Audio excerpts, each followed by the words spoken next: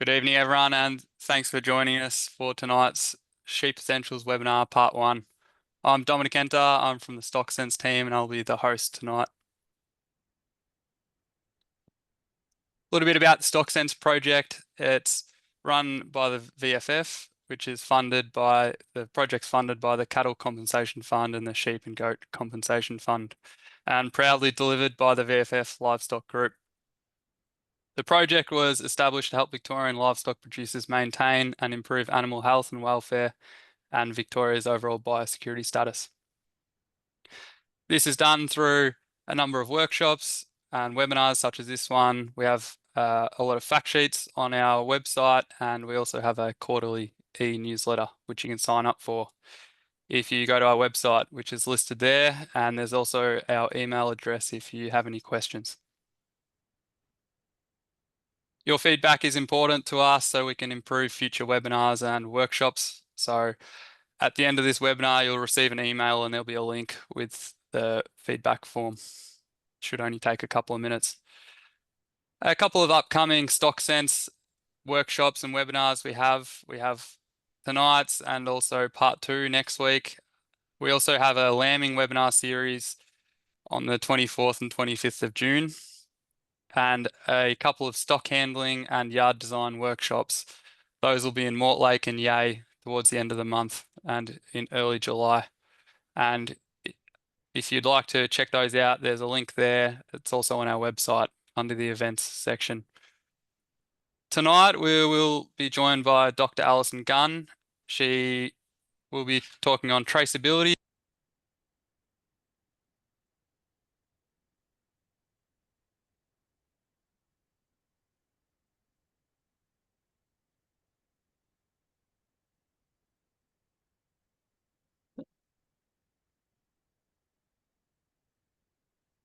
Dom, I can't hear you. I don't know whether it's you or whether it's me. Sorry. You've just gone quiet. Phoebe, can you hear him? No, I can't hear you either. You suddenly dropped out, mate. Yeah, and someone else said the same thing. Take the headset off. How's that? Yeah, it's way better. All right, good-yo. I was just mentioning we have a couple of upcoming workshops, and I was talking about tonight's schedule, which is on traceability, the do's and don'ts of sheep care and what to look for when buying sheep. And we're joined with Dr. Alison Gunn, and she runs a vet and consultancy business in East Gippsland called Herd Solutions. And she's worked as a livestock vet for over 30 years. During that time, she has worked in clinical practice in every state of Australia, which is quite impressive, as well as teaching ruminant medicine and production at the universities of Sydney and Melbourne. Alison has a passion for education and runs regular discussion groups and workshops across Gippsland. She's also featured on a few past StockSense webinars. So before we get into it and I introduce Alison, we have a couple of housekeeping items. There's a Q&A box where if you have a question, type them into the box and we'll try to answer those at the end during the 30 minutes after the presentation. Slides will be sent out to you via email along with a link to this recording and the feedback form. It's also possible if you'd like to check out past webinars, you can do so by searching VFF StockSense on YouTube or by clicking on that. Hopefully that works on that YouTube button down below. And just a reminder for next week's webinar, which will be on parasite management, vaccinations, and the importance of a vet-client relationship. It'll be the same link as tonight. So just use the email you got tonight to access that. So welcome back, Alison. Hopefully you have no more sound issues, and I'll hand over to you. Okay, no worries. Thanks, Dom. Just bear with me while I share screen. Yeah, I'll stop sharing. There you go. You should be good to go. Okay, so am I now sharing or not? Share screen to share. Sorry, everybody. And then I need to start the presentation, which will hopefully then appear on your screen. There we are. Yeah, that looks good from my end. Okay, great. Awesome. Thanks. Well, hello, everybody, and it's good to be back on the StockSense webinars series. Tonight we're going to talk about traceability and purchasing sheep, as Dom said. So basically we're going to cover traceability 101, what to look for when purchasing sheep, and then a bit on basic sheep care at the end. So what is traceability? So traceability is the ability to track animals from birth to sale to slaughter. So wherever they move around Australia, we know where they were born, where they've been, and where they are now. This basically protects our biosecurity, more to the point supports our export market and our food safety, and gives us good market access. And as you've probably heard from all the talks and discussions about Donald Trump, we're pretty precious about our market access and making sure we maintain good biosecurity within Australia. So traceability is important, as I said, for that rapid disease response. So if we did get a disease outbreak, particularly an exotic disease outbreak, we know where all the animals are. We have great consumer confidence because we have such a good system. And there's also legal compliance. There's requirements for you as a producer in Victoria to comply to this. And this is all to protect that system and keep our food chain safe. And the reason we have it is this is from 2015, but you'll find a common one for now.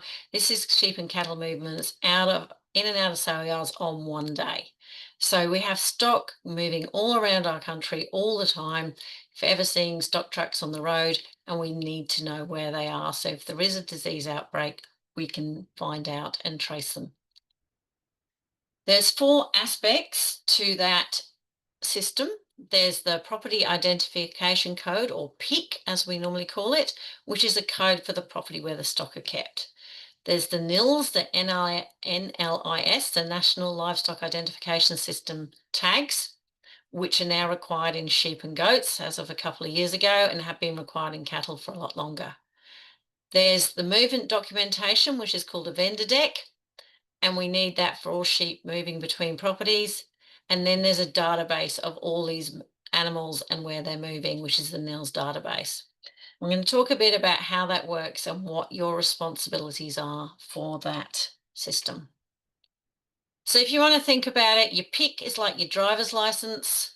The NILS tags are like the number plates on the cars, lots of cars if you've got lots of sheep. The NVD is the National Vendor Deck, that's the registration papers. And the National Health Declaration is a mechanic's report. So that tells how healthy your animals are. So let's talk about the PIC. Every property where a whole heap of animals, I'll show that on the next slide, are kept, must have a property identification code, or PIC. It's a unique code for those properties. It may be more than one property if it's in the same shire or adjacent shire. So it doesn't have to be one property, but it's one owner and one person's animals. And if you haven't got one, then you need to apply for one through the AgVic website or calling the PIC helpline. If you just Google those, you'll find those. So it doesn't really matter whether your livestock are given to you, whether you send them via online or print media, you've got to have the PIC property on the advertisement. So you'll find now if you go to advertise stuff, if you can advertise it on Facebook, but if you advertise it on Gumtree or anything else like that, you must include the PIC on the advert. Anybody who has any of these stocks should have a PIC. So even if you've got 1 horse or 100 ostriches, 10 ostriches, a couple of cattle, you need to have a PIC where you're grazing your livestock. So if you're a hobby farmer and don't have a PIC, you should have one. And this allows us, so if we get another avian influenza outbreak, it allows us to track down all the large number of chickens around the place, etc. So that's why we want to know where all the animals are in the countryside. The PIC has a code which you can understand. So all Victorian properties start with a 3. We then have a couple of letters for the local council, and then another 2 for the parish, and then a number that identifies your property or properties. And any changes in the owner or the manager or addition of land to that PIC needs to be notified to AgVic within 28 working days. So the next component of this traceability system is the NILS tag. And these are color coded, which makes it easy to see how old your sheep are. They are mandatory for every sheep and goat in Victoria. You can choose your type of tag, but you have to order it online. So Dom might put in the chat in a minute where you can order it from, or he might be sending it out later, but I have put that link there. So you actually have to go to the AgVic site, you order it through AgVic, and you pick your supplier. You can order individual tags. Most of the time they come in 10s, but there is one supplier where you can just order 2 tags if all you need is 2 tags because you've got a small number of sheep. And as I said, each year is color coded. And then if an animal loses their tag and you have to replace it and you don't know which animal it is, and you've lost the tag, then you put a pink one in, which applies for any year. So you can order those, obviously, because you've got different color codes, you need to order a small number each year rather than a whole bulk load. But as you said, you can order them individually if you need to. When you're putting your tag on, you must ensure that if the animal's born on your property, it has your tag number. And if you buy the animal in and it loses its tag, or you don't know, you've bought animals in and you've got your eggs, you've got your own animals, you don't know who it's from, you must ensure that you put a pink tag in. You shouldn't put a tag in if there's already a tag there. And all the tags are species specific. So we have cow tags that look different from sheep tags. And they should not be removed unless the device is damaged and you can't pick it up on a reader. If you want a reader, they're actually quite cheap to buy online and will read all sorts of different sorts of tags. But they also on the outside of the tag have the number as well. Most of the time the reader number isn't the same as the number on the outside, but when you put them on the NELS database, they link the two together. So you order them in and you have 2 numbers that come in. One's the chip number inside the tag and the other's number on the outside the tag. So if you're looking at your NELS database and going, that's not the right number, you'll find there is 2 numbers there for each tag.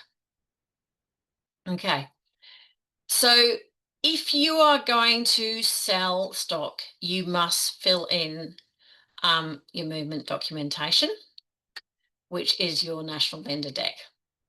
And there's several copies of these, one of which should be kept by the owner, one of which goes to the livestock receiver, and also the transport company often gets to keep one as well. So you have a responsibility to keep these for 7 years, whether you sell the stock or whether you buy the stock. And it's up to you as the person selling to do this. And it goes to, it's not required if it goes to a property with the same pick, or if you're moving to the knackery because it's dead or dying. Those are the only times when you don't need to do a vendor deck. But if it's going to slaughter, if it's going to the sale yards, it must have a vendor deck.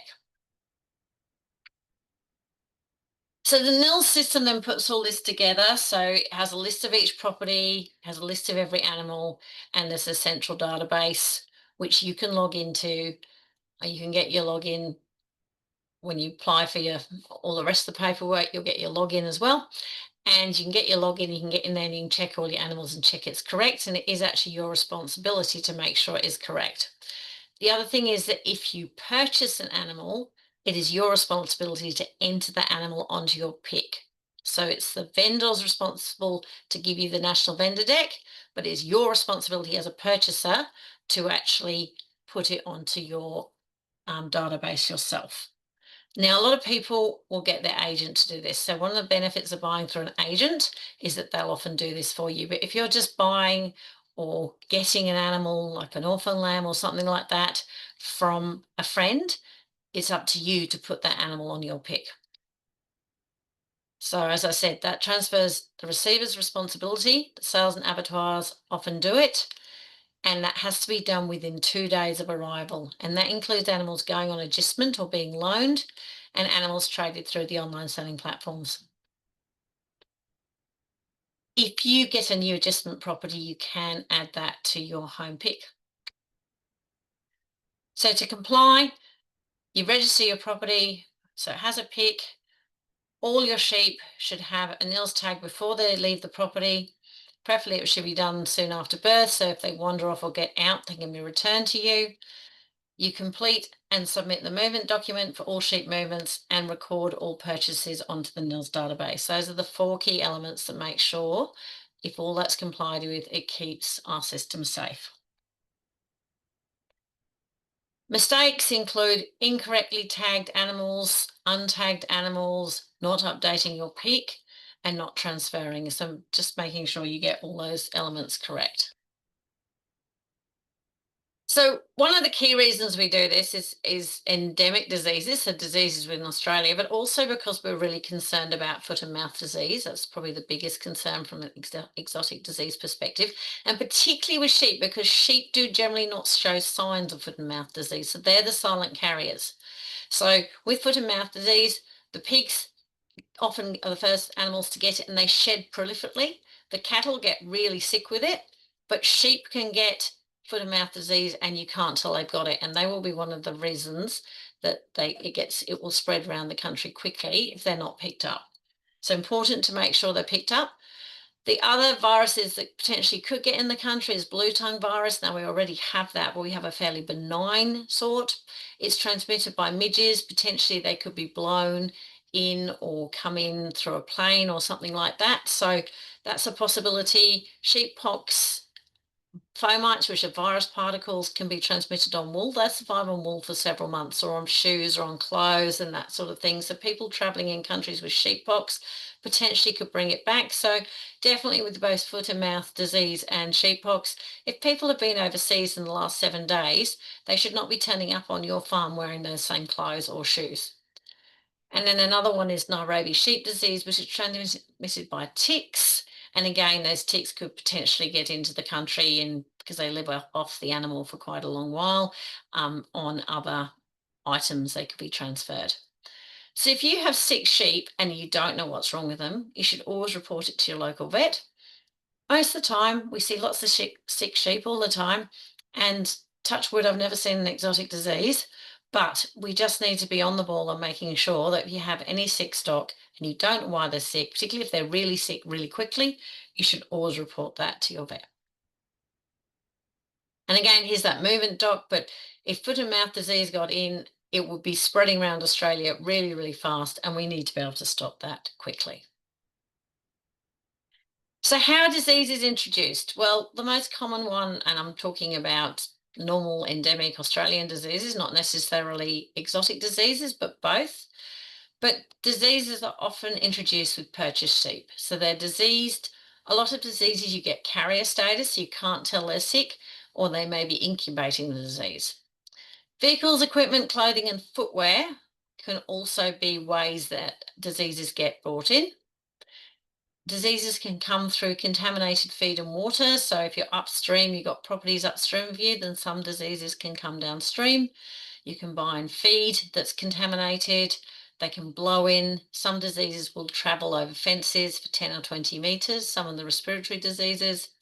And other diseases are transmitted by other animals that are also vectors for that disease. And some of those, like our kangaroos and wombats, are free range, and they can bring some diseases onto your farm.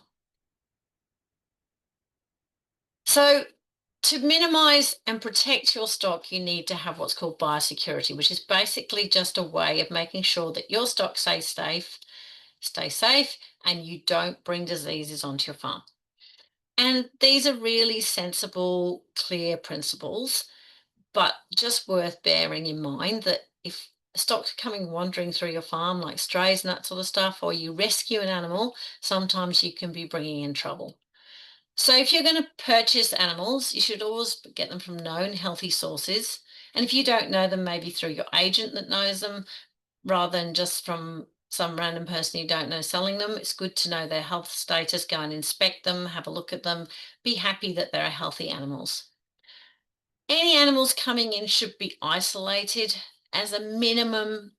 It says 30 there. It's an absolute minimum 14 days. For most things, especially with sheep, 30 days, because They can take a while to incubate some of these diseases, and for pregnant sheep, you should keep them isolated for the entire time there until they lamb, and don't mix them with other pregnant sheep. And that actually means not just isolated physically, but actually at least 10 meters apart, so not just on one fence line, hopefully 2 paddocks away, etc., etc. So another way to keep diseases out is not to have people driving around your farm, not to borrow equipment unless it's clean, that sort of thing. And also when you do borrow equipment or take your vehicles onto someone else's farm, to clean them off when they come back. When your vets come onto the farm, making sure they've got nice clean boots, they're not bringing manure onto your farm. When other people working with stock are working for you, they should come with clean overalls, clean boots.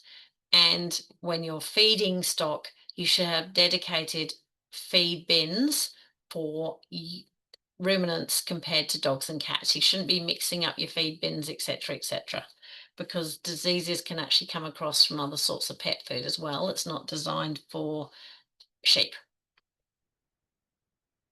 Okay, so online, another link here is a link to a biosecurity plan. As part of a LPA accreditation, which normally goes with selling, you can sell animals other ways, but most of the time if they're sold for meat, they go through an LPA accreditation. You're meant to have, or you must have, a biosecurity plan. So here's a link to a template. The idea behind a biosecurity plan is to make you think, how do I keep my stock safe? How do I keep diseases off my farm? So it needs to be practical. It needs to say, part of it should be, how often do I check my boundary fences and make sure they're secure? And then you need to document that. So if you're going to check your boundary fences once a year, just write down you're going to do it once a year. You don't have to make it hard. You just need to make sure that people ring up when they're going to go across your property, that if you're bringing in animals, you're going to quarantine them, things like that, and then you're going to document it. So the important thing is having somewhere to document what you do. So plan what you're going to do, make it practical, make it realistic, write it down, and then document it as you go. Nope. So you want to buy some sheep. How and where do you start? So you've got your biosecurity plan, and it's good to have that before you buy the sheep or buy more sheep, so you know that you're not going to bring diseases you don't want to into the country or into your farm even. So first of all, think where you're going to buy them from. Sometimes people will give sheep away. There'll be pets, there'll be lambs. Sometimes you might get them off the online platforms, but try and get them from somewhere where you can assess their health status. So you might buy them through agents, you might buy them through the yards. And if you're going to buy them through the yards, there'll be an agent there. Hopefully they can tell you where those sheep have come from. But make sure that you know where they've come from, preferably, and know a bit of their history. So if possible, find out from whoever's selling them what their vaccination status is, when were they last wormed, and we're going to talk about different diseases in a minute, but have they had or been exposed to a number of diseases? You want to be looking for well-managed, healthy flocks, if possible, and it's close by. Go and have a look-see and have a look and see how healthy their sheep are. Look for clean, well-maintained facilities, good pasture management. Pretty hard at the moment with the drought. You know, no one's managing to get good pasture management because they haven't got pasture there. But you can still tell when you drive onto a farm if the sheep look well looked after, if they're being fed well, etc. So realise at the moment there's a lot of animals being sold or given away because people just don't have the feed for it. But that still means if you're purchasing them or taking them on, that you need to make sure that they're healthy and don't come with diseases. So look for signs of good health, bright eyes, they're alert, they're in good body condition, they're not sneezing, they're not mucky, they have been crutched recently, preferably. And just from bringing in a weed perspective, having them shorn recently is good as well, making sure they're not lame, etc. One of the big things you don't want to bring in is foot rot, so it's good to pull out some that might look a little bit lame and have a look at their feet and hooves if you can, or ask your agent for exactly what's been going on.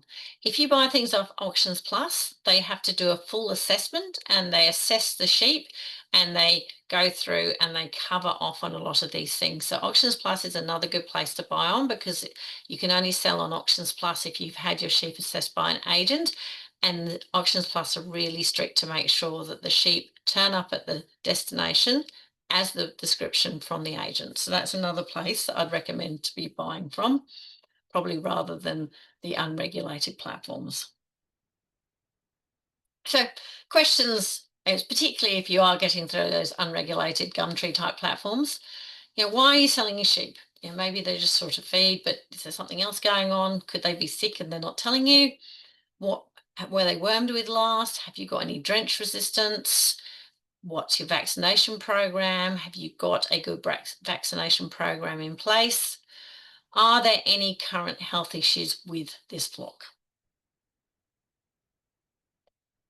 Once you're happy that they're healthy, when they arrive, you need to isolate them. Absolute minimum 14 days. I'd really love to put 30 days there, but I know that not everyone will do that. But if they're pregnant for longer, minimum 14 days to make sure that they're not going to start coughing, they're not going to go lame. And keep them well away from where your sheep are if you have other sheep or goats on the property. Make sure that all the sheep are properly tagged. Make sure you put them on your NILS database, or the agent does that for you. And because you've asked them about what they're doing with their management, you can now plan as to what you're going to do to keep managing them. When are they due for the next vaccines, etc. So unfortunately, with buying sheep, there's actually quite a lot of diseases that we need to be concerned of. Whereas with cattle, there's probably less. So buying sheep is definitely a biosecurity risk. And people that trade sheep, there's a few people that do that out there, if they've got their own breeding sheep as well, should definitely make sure that they don't mix their trade sheep with their breeding sheep.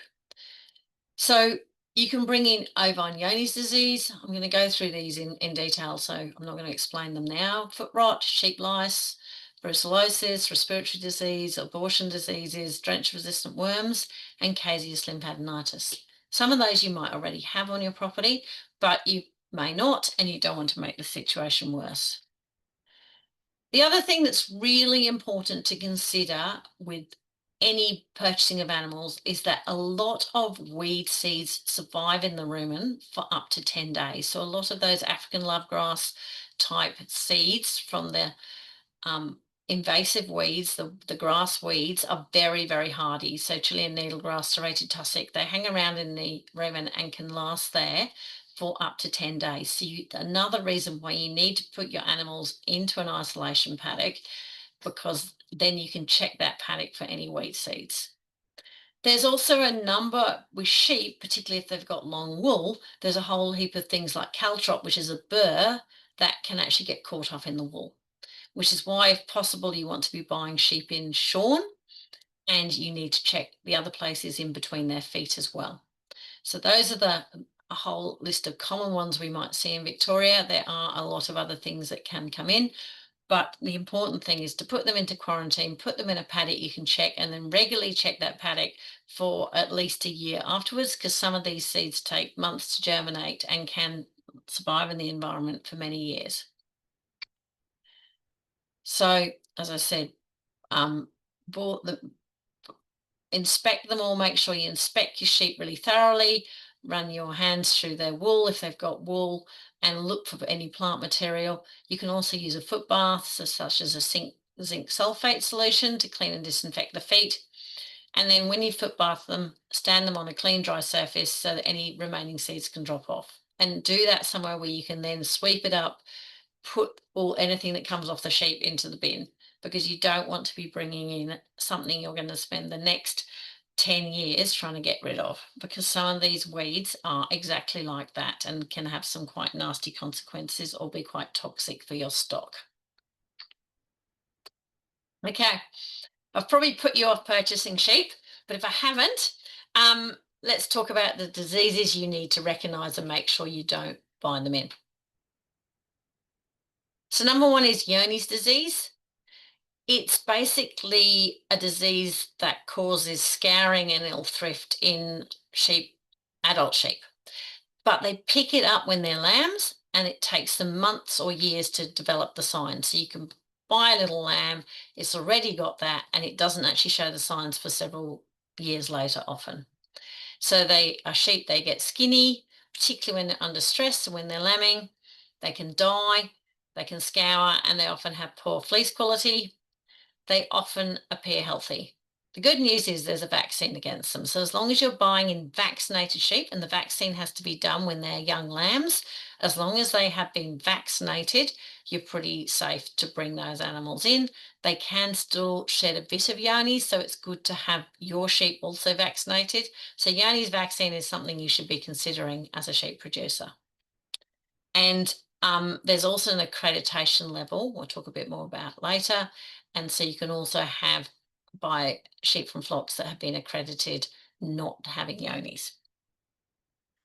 Another big one to worry about is foot rot. So there's all sorts of types of foot rot, and you can just get straight foot abscess. So one sheep with a foot abscess doesn't mean to say they've got foot rot, but foot rot, they'll be lame, they'll be lying down. You often get the claws separating. You have a distinctive pussy smell.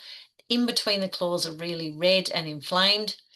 But again, you can sometimes get carriers. So you should bring your sheep in, you should foot bath them regularly, and in either formalin or zinc sulfate, and keep foot bathing them potentially even once a week, just keeping an eye on them and making sure you haven't brought foot rot in, because foot rot will survive in the soil. So once it's on your farm, it's really, really difficult to get off. So this is why you want to have a special quarantine paddock. That's where your sheep come when they go in, and that's where they stay. And if you run into a problem with foot rot, maybe you need to be returning them to where they came from.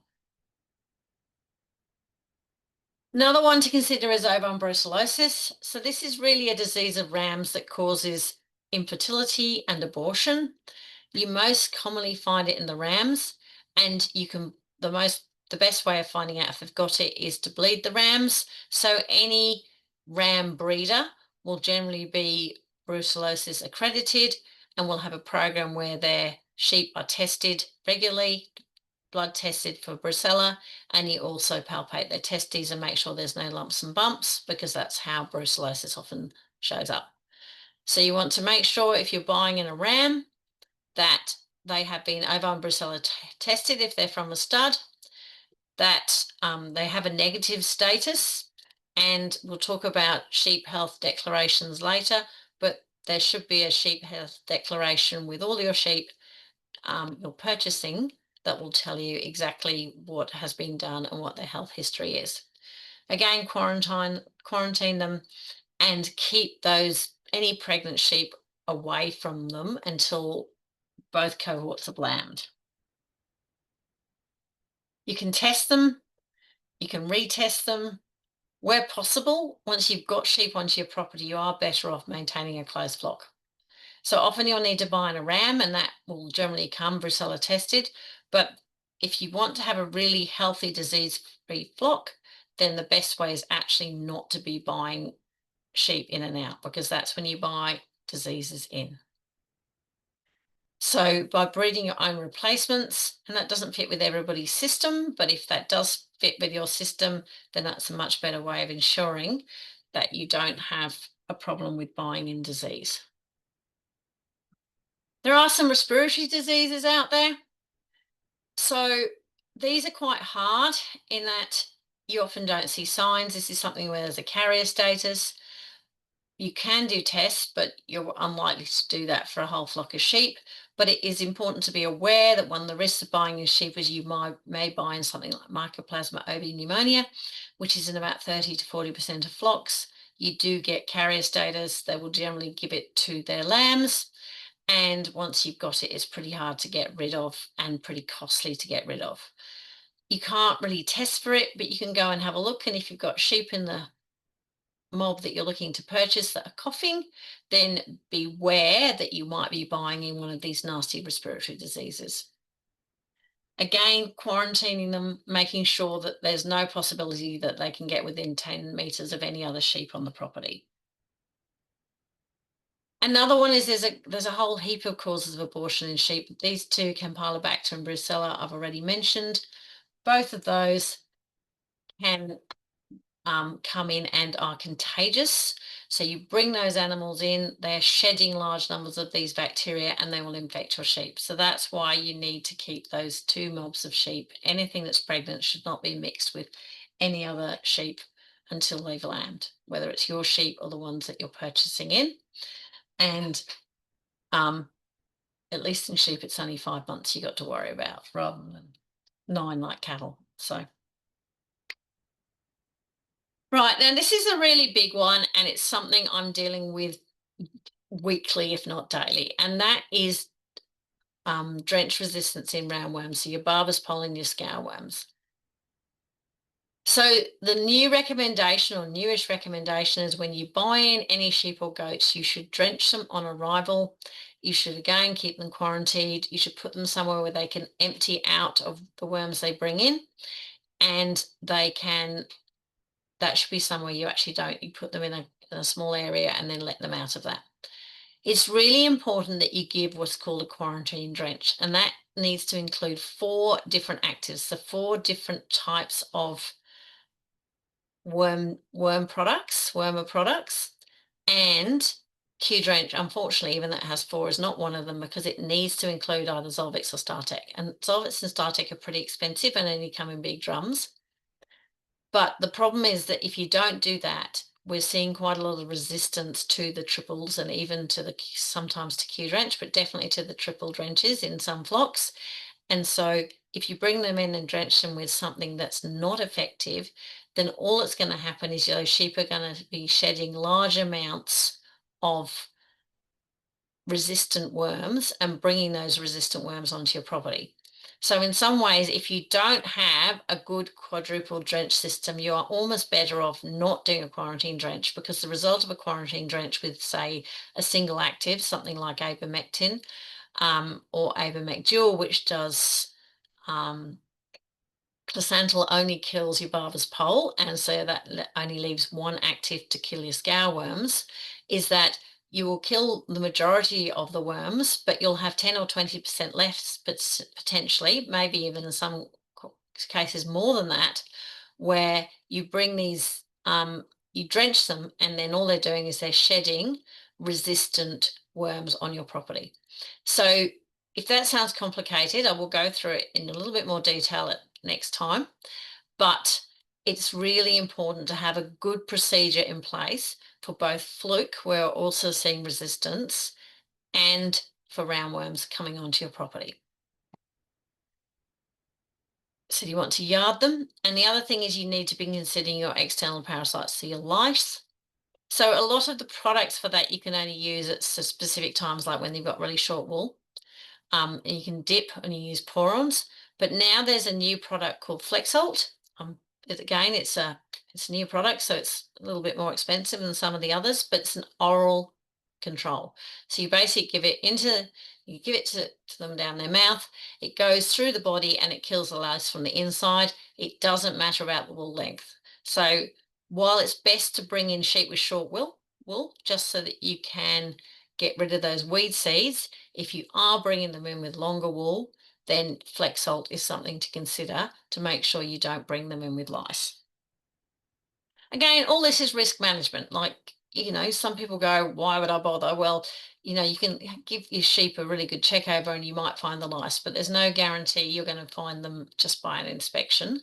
And there is a risk that if you don't check for them, you'll get lice. And if you've got sheep on your property, you've now got lice everywhere, and you've got to get on top of that, which can be quite a job.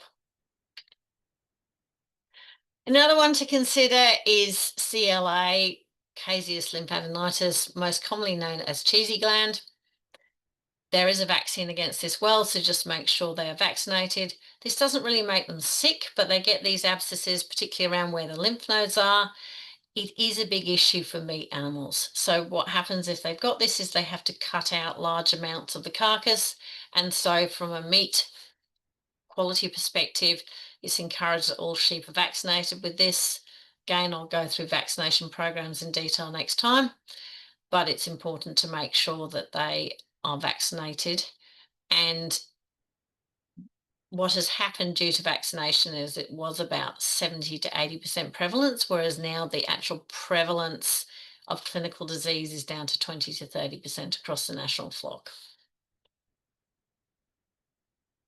Okay, so you're feeling a bit confused, and I did see some questions in the chat, I think. Not that I read them, but I saw them come up. So you're feeling a bit confused. You're going, how am I going to remember all of this diseases, and how many times am I going to have to replay that webinar recording? So the key thing you need to ask when you're buying sheep is for a National Sheep Health Declaration. This is not the same as a National Vendor Deck. A National Vendor Deck basically says where it's come from and where it's going to. It does have some health questions on it. This is actually not mandatory in Victoria, is mandatory in South Australia and for sheep being moved into New South Wales and Tasmania. Currently, it's not mandatory here, but you should ask for it when buying sheep because it's got a really good source of information. So the first bit is about where's it from, where's the pick, is it from a livestock production assurance, that's LPA I mentioned earlier. Is it from an LPA accredited property? So does this property actually should have some good biosecurity systems in place, and etc. etc. Then it has animal health information, and then it has treatment information. So just looking at that in a bit more detail, the animal health information starts with, are they from a flock that's free of virulent foot rot? And are they from a flock that's free of benign foot rot or scald? And are they free of lice? And you can see there's lots of little stars there. On the back, there's a page that explains all of this. Also, are they from a flock that's in an ovine brucellosis scheme? So all of those things that we've covered are covered off here if you get your National Sheep Deck. So this is the back. So it basically defines what virulent foot rot is. And it says it's different in each state. And so you need to look on and get that definition from the state. But if it's yes, that they are free, then they should have been checked and any lameness investigated, etc. So if they have got foot rot, the producer can say that they're not from that they could have foot rot, and they can put information down there. And then the same with lice. Sheep should be checked for lice twice each year. And again, there's more information there. So this document is actually pretty comprehensive in what it covers. And then again, the Johne's disease. So are they approved vaccinate? So basically, when you vaccinate your sheep, you actually ear notch your sheep. It's an approved vaccination program.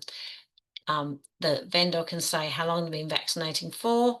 Sheep map means that they may not be vaccinating. Maybe they're free of Johne's, and it's got a certificate number. All that's done by blood testing. There's a whole program that was put in place for this, etc. So all of that is also on the back of the sheet. And again, it has a definition of what an approved vaccinate is. So they had to be vaccinated less than 6 weeks, 16 weeks of age, etc., etc. So it's everything is defined. So the front and the back of that document explains everything. I do find people come along and say, what do I put on the form?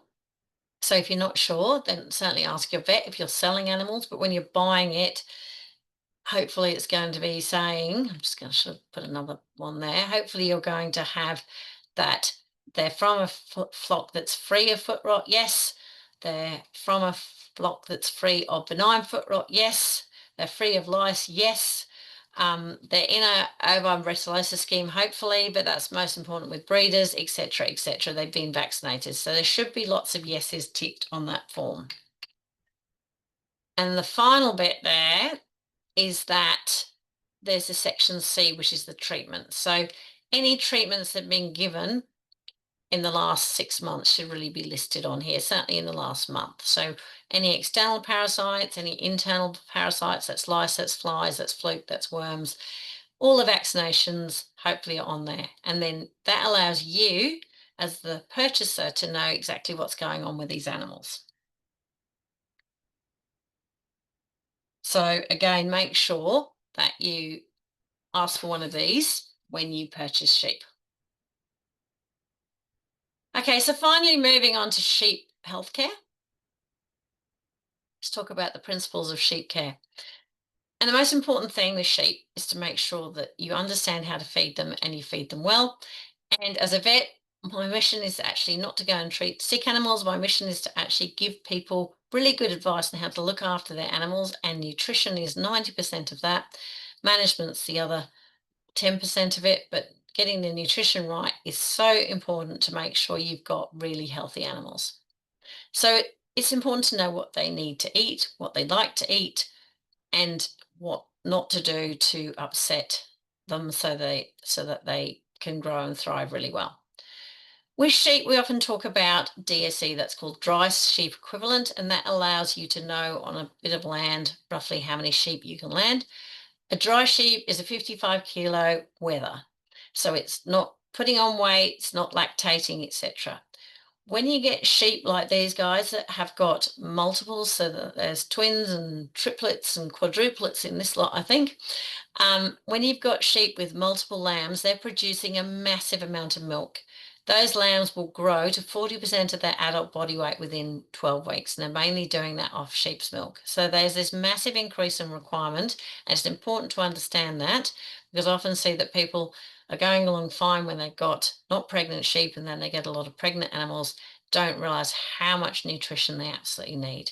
So you need to know how much your stocking rate, even if it's a small farm, like work on like a good fertilized farm in an average sort of area.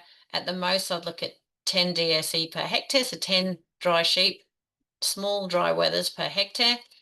Most of the time, you don't want to overstock, so work on closer to 6 or 8 unless you're trying to push stocking rate. But if you've got sheep that have got multiples, you're looking at 4 times that. So at that point, instead of having 6 sheep per hectare, you can have 1.5 sheep and lambs per hectare. And this is often where I think people run into trouble. They don't realize how much feed a sheep requires, especially if it's got multiple lambs. So understanding feeding sheep, the basic principles is that you're not really feeding the sheep, you're feeding the rumen when they're adult, and the rumen is full of bugs, and it's a basic big vat full of bugs that's fermenting.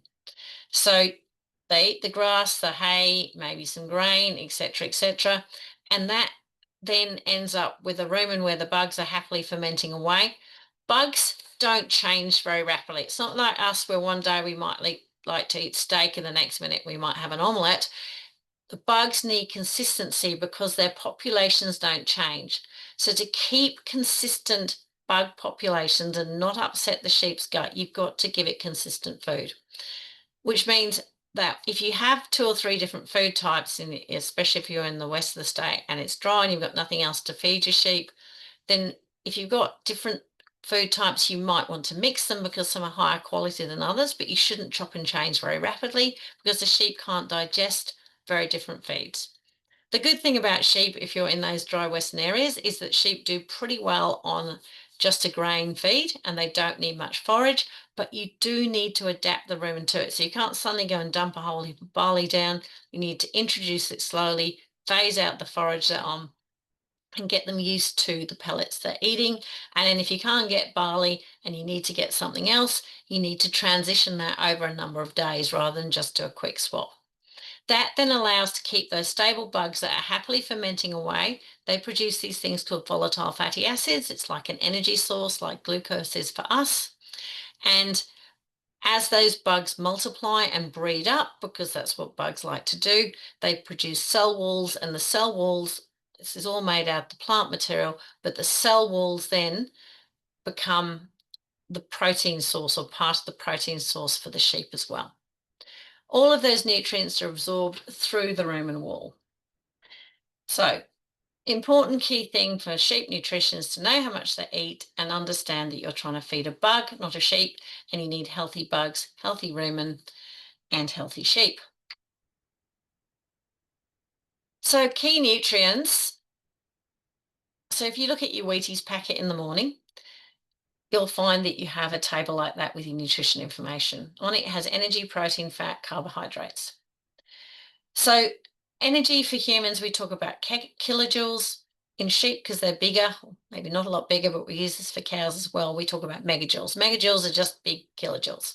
So we need to know how much energy they require in megajoules. We need to know how much protein they require. and we need to know how much fibre they require. And fibre is really important for the bugs because the bugs float around on a raft of fibre. They digest that fibre and turn it into energy that feeds the sheep. So our Wheaties packet for sheep would have those 3 things on it. So this is not a nutrition talk, but what I would say is if you don't know a lot about it and you want to understand it, the best resource out there that's easy to find is the Drought Feeding and Management of Sheep book. It says it's a drought feeding book. It's actually a really good sheep and feeding and management book. Forget about the drought. This is really, really good for all times of the year. It's available online. Generally, AgVic have got copies of these in their offices. And in it, it's got tables like this that tells you exactly what the DSE, so the dry sheep equivalent rating is for those sheep, and also their energy requirements. You can then find out what the energy is of your different feed sources and try and match that up. Now, that's definitely not a talk for now, but what I'm really trying to say is that to have really healthy sheep, a key thing to get right is to make sure that they are well fed and you understand how to feed them. So yes, you can feed them bits of carrot and bits of bread, but if you're going to do it small amounts and do it regularly, and be aware that things like bread ferment really, really rapidly and can actually quite significantly affect the rumen bugs, particularly if you give them a lot of bread really suddenly if they're a pet sheep. Another thing that's important to learn is how to condition score. Now, I'm not going to play the video now because it probably won't play that well over the web, but this video, if you just Google Lifetime Ewe how to condition score, again, I think Dom will put the link either in the chat or we'll send it out. It's a great video. It's really simple. The problem with sheep is they have wool, and because they have wool, you can't see if they're fat or skinny. And so if your sheep are hungry, they're likely to be getting skinny, and you need to know how skinny they are. You don't want them getting down to condition score 1. All sheep should really be in that condition score 2 to 4, ideally at a 3. Sometimes they go down towards 2. And there's some, I'm not trying to play it, again, some really good targets which you need to know so that you aim for them. So one of the key things to actually make sure that you don't have problems at lambing, for instance, is that if you scan your sheep and you know which your twins and which your singles are, then you should aim to get your singles down to 2.7 if they're not merino ewes, and if they're merinos, you want them at 3. And you want them there so they don't get too big and the lambs don't get too fat and you have birthing problems. But the twins are going to require a massive amount of energy to lactate once the lambs are born. So we want them fatter. So we want them 3.3 to 3.5. So one of the key reasons that scanning sheep has become so popular over the last few years, it's become really obvious the benefits of getting your twin lambs, knowing which sheep have got twins, manage them well to make sure they're well fed, putting them in small paddocks so that they don't have to move around to feed when the lambs are born, and they're much more likely to rear 2 lambs. Whereas if they're all mixed up together, we don't have their nutrition right, and they're quite skinny when the sheep are born, the lambs are born, then we'll end up going to lose more lambs. If our singles get too fat, then we end up losing lambs just because the lambs are so huge. So really important to know your condition score targets. That video is really quite clear on how to condition score and make sure you know how to do it properly. Okay, another key thing I guess we see is, so looking after your sheep, have an animal health plan, know your mineral deficiencies in your area, know what you should vaccinate with. So we're going to cover a lot of this in the next video. Know what your drench resistance is. Really, really important to look at drench resistance, and also to be able to prevent fly strike, lice, etc. So your animal health plan will have your vaccines, your minerals, etc. on it. I see a lot of problems with sheep owners with drench resistance, and I think it's because it's quite easy to go and just buy, especially small farms, you buy a drench, you keep using the same drench, you do it routinely rather than with a worm egg count, and because on a small farm it's hard to do a proper rotation, sheep end up being in the same paddocks all the time, and I'm seeing a lot of farms that are really struggling with trying to find the right drench. And unfortunately, the alternatives come in big drums and are fairly expensive. So I'd really strongly encourage every sheep producer to use worm egg counts, to only drench when they need to. The only 2 times they probably need to is pre-lambing and at weaning. Every other time, and that's for the lambs, not the sheep, every other time you should be determining if you need to drench. If you can manage your paddocks well, then there are some summer drench programs, etc. So for bigger farms, you might want to put a summer drench program in place. Again, we'll talk about that next time. But for most people, we want to actually just minimize drenching and only drench strategically, because we are really losing the ability to have efficacious drenches and efficacious cheap drenches. And that is making worm control really difficult on many small farms. Other quick tips: if you've got pet sheep or just a small number of sheep and you're near a city, yes, people should keep their dogs out of your property, but make sure you have good fences to keep dogs out. There's nothing more distressful than sheep that have been mauled by dogs. So try and prevent that as much as you can. Don't overstock. I'm seeing a lot of overstocking at the moment. You go into a dry period, it's really hard not to overstock, but you've got to decide. And particularly, again, if you don't have feed now, there's a real shortage of hay out there. There's basically, people are getting hay out of Queensland. There's no hay from Adelaide to Dubbo, pretty much. There's becoming limited and quite expensive supplies of grain. So right now, you need to be thinking, how am I going to get my stock through the winter? You should have a plan in place, if you don't have feed now, on how you're going to feed them and have enough feed to get through until you will have grass again. If you are struggling with this, and AgVic are actually now offering one-on-one consultancies with a consultant of your choice to do a feed budget or to do some other things on your farm. So for the larger farmers out there, and you don't even have to be a particularly large farm, but it is possible now to get a free consult. So if you have no idea how you're going to get your stock through the winter, or you're short of water, or you want some other help and you're in a drought affected area, which is basically most of the state, then you can get help, and you can get individual help for your farm. All the details of that are on the AgBit website. Dom, I'll add that to the list of stuff to send out. Okay. Trimming hoos regularly keeps your sheep nice and fit.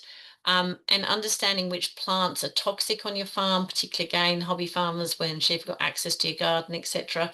There are plants that will kill your sheep and your goats, and you need to make sure that they're not eating it. So those, I think, are the key things as a vet that I see. We could talk about sheep health all day. There's lots of things I see with sheep health, but hopefully I've covered off here the key things that you need to consider when you're buying in. Know those things are out there and don't buy them in. The key things you need to do to look after your sheep. And we'll talk more about animal health plans, drenches, vaccines, and all that sort of thing this time next week. Thanks very much, Alison. There's some great tips and information in there. Please, if you have any questions, type them in the box. We have a few coming through already. In regards to tagging, Alison, either is fine. No, I'm going to say there is one ear, and I'm looking at that sheep in the picture, and I'm going to say it's the right ear, but make sure that you check. Should know the answer to that one, shouldn't I? Wow, yeah, that's fine. I had a quick look. I understand it's both ears. Is it? Okay, cool. Because in cattle, it should be the right ear. Yeah. And we don't have sheep at the moment, so I actually don't know that one. I know, but yes, I probably should know. But if either ear is fine, either ear is fine. Thank you, Dom. But I think first question, right? I'm resigning now. Some people may have a bit of a process where they have the males, the rams, they do the right, and the ewes that do the left, so they can easily identify stuff like that. But in terms of tagging, what age can you start tagging at? You can tag them from when they're very young, but they have to be tagged before they leave the property. Yep. Rightio. You don't have to have them tagged young, but if particularly if sheep get out on the road and stuff, then you should have them tagged. Great. Thank you. In terms of wool management, what's the procedure in terms of shearing? Is that a once a year thing? Yeah. They should be shorn at least, yeah, it should be shorn once a year, and they should be crutched probably coming up to lambing. Different people shear at different times, and it can be hard to get shearers. So sometimes you got to work around your shearers. Generally, people try and shear coming into the fly strike season, so they've got them nice and short for that. There are more and more shedding sheep around, but sometimes you've got shedding cross sheep, and sometimes even shedding sheep need to be shorn depending on occasionally. So it does depend a bit on the type of sheep. So even if you're buying a shedding sheep, make sure you ask real questions about, does this sheep ever need shearing, or is it a crossbred shedding sheep? And sometimes then they will. But yeah, once a year. The worst thing is if those sheep with long wool, they just get laden down. Sometimes they make the news because they're so horrendous. But they shouldn't. Yeah, they should definitely not have really long wool sheep. Thanks, Alison. And on that point, merinos, are they suitable in most parts of Victoria? Absolutely, yes, but they are a weaker sheep, shall we say. They're probably a little bit more likely to, they're not such good mothers, so they tend not to mother their lambs. So a lot of people with merinos would much rather they have a single rather than a twin, whereas more of the British breeds, etc., tend to be better mothers. And they are, yeah, so that's the biggest thing, really, the mothering ability. And they probably just need a little bit more looking after. You saw from the condition score targets, we want them a little bit fatter to make sure they do a good job with their lambs. Great info. Thank you, Alison. Great. Some questions coming in. Keep it up. My sheep have been eating my tree saplings. What nutrients are they looking for? If I buy a salt block, will it stop this behaviour? Wouldn't like to guarantee it. It might be, like, certainly if they're eating bark and that sort of thing, it certainly could be a mineral deficiency, and there's more than one. Trees do bring up minerals from quite deep. Lick blocks, I would really probably encourage anybody to talk to their vet about what the local deficiencies are in their area. Things like selenium and B12 are quite easy to inject rather than a lick block, because a lick block, you can't guarantee every other animal's going to have it, I guess.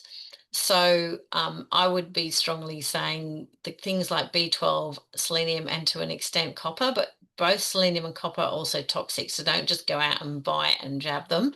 You actually need to know what the deficiencies are in your area. Lick blocks are okay. They add some level of supplement, but there's no guarantee they're going to completely get rid of a deficiency. It could also be, if they're eating it, that your sheep are looking for more roughage as well. So it depends on what else you're feeding them, I guess. And with the lick block, are they always going to use that lick block, or is it only a certain percentage? Yeah, not all of them do it. And sometimes it's really variable. Like sometimes some times of the year, they'll really home into it. You can get a whole heap of different lick blocks for a whole heap of different reasons. Not really, because you're going to talk sheep and lambing another time, but lick blocks coming up to lambing with calcium, magnesium, etc., could be an option. But again, a loose lick's probably better. So there's a whole heap of things I'm sure you're going to cover in your lambing workshops coming up, Dom, that will talk about that. But with those general mineral type lick blocks, it does seem to vary a bit with the time of year.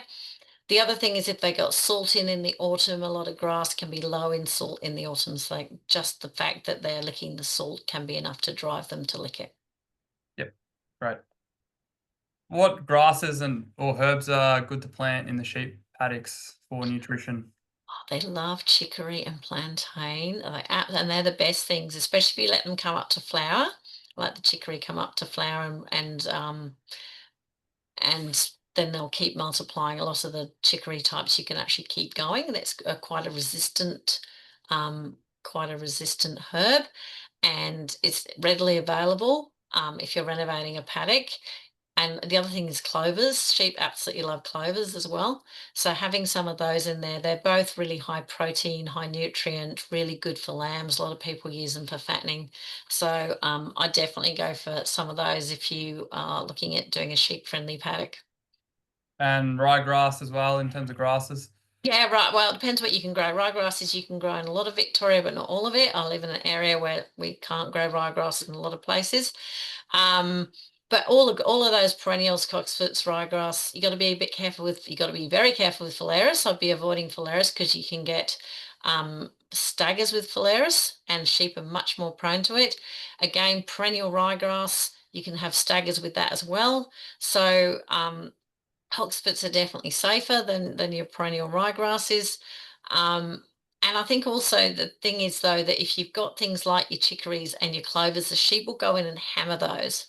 So you need to, if you've got that sort of thing, subclovers love being hammered, so they'll actually handle that, but some clovers will handle being grazed better than others. So when you're setting up a paddock for your sheep, I think it's not just a question of the nutritional requirements, it's also probably talking to an agronomist about this is how I have to manage it, or how do I need to manage it. So a lot of these really good perennial grasses like rotational grazing. So if you can do that, great. If you can't, you might find that those pastures don't last very long. So if you can't do it, you might need to talk to your agronomist. Well, look, I've got this situation, but we're not going to be able to do a good rotation. Like 4 paddocks is enough for a rotation, but if you can't do a 4 paddock rotation, you might need to look at different species. Thank you. If you've received the National Sheep Health Declaration and it says they have been vaccinated not too long ago, do you still need to vaccinate and drench when those new animals arrive on farm? I think we'll cover that one next time, Next but it week, depends yeah. what weed, okay? As a thing, it depends what weed. I reckon with your 6-in-1s, I just like to give them a booster. Like we do that when we're buying cattle. I give them a 5-in-1 booster. If it's a Johne's disease, they only need one, and the other ones I'll talk about and cover in detail, but I think it just depends on the vaccine and why you're vaccinating, etc. But personally, I'm a bit paranoid, and sometimes I like to just make sure they've had it. Thank you. And also probably for next week, but we have time so we could answer it. Flex Alt, can it be used on goats? I'll take that on a notice for next week. I'm not sure. Yeah. Lots of things on goats. Lots of things are not registered in goats. They can often be used, but it's at your own risk. I'm not sure about that one. So I will take that one on notice. We can answer that next week. And back to the dry sheep equivalent, how many sheep would you have in each paddock without overstocking? Depends how you manage the grazing. So you can put a very high number of sheep in the paddock for a short time until they've eaten it out, and then move them onto another paddock. So you can have this difference between stocking rate and stocking density. Stocking rate is the number of sheep you should have on your farm. And like there's people out there with much higher stocking rates than 8 to 10. So I'm sort of aiming this presentation at people with a smaller farm and maybe not been farming so long. But, there's lots of farmers out there that are pushing 20 DSE quite well, but they're cropping, they're really doing good feed budgets. They know where their feed gaps are. They've got their pasture designed to do it. It's definitely quite easy to do 20 plus DSE. If some of them even got irrigation, okay? But if you're talking your smaller, less, like a lot of times sheep are on your less improved land, then you again worth talking to neighbours about what their stocking rate is. And you also need to think about your fertiliser. So that's a property level DSE, which you can get advice on for your district, your soil type, your pasture type, etc. I'm just doing generalities because I see people not understanding this and overstocking really badly. Like buy stuff when there's lots of grass and then there's no grass, and it's what do we do now? Whereas your stocking density is how many sheep in your paddock, and you can put 1,000 sheep in a paddock for a day if the paddock's big enough and move them on. So that's completely different. Yep, all variable. And there's a question for next week. Will there be a demonstration on how to administer injections? Yes, we can have a few photos and potentially a video link for that. Yeah, okay. I think we'll leave it there. That's all the questions for now. So thanks all for joining us. And yeah, don't forget to check out next week's webinar. I'll send an email with the slides from tonight, also all the links that were mentioned. Thank you very much, Alison. No worries, Dominic. And we'll see you in a week's time. Thank you. Sounds great. Yeah, any more questions, think of them all up and you can answer them all next week if I've missed anything. Sounds good.